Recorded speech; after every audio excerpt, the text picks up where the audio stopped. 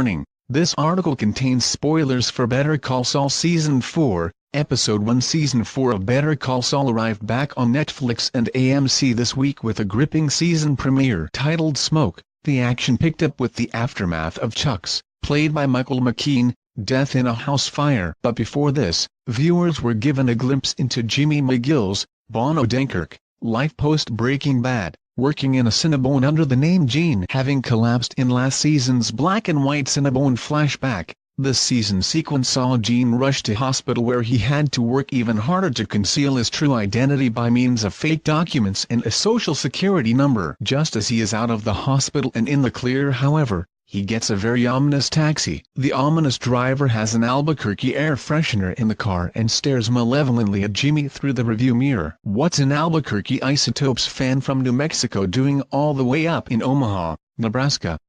And why is he staring at Jimmy Gene so intently? Who is the taxi driver in Better Call Saul Season 4, Episode 1?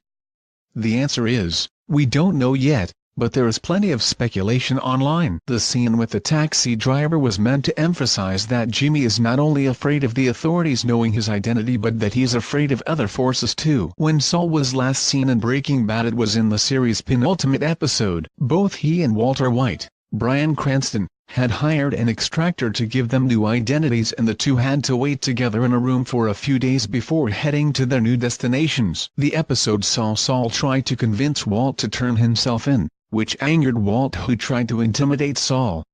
Saul's was of course Omaha, Nebraska. Walt then suffered a violent coughing fit and Saul left with his suitcases, the last he was seen in the series. So who then is this suspicious driver? Were they sent to or spy on Jimmy?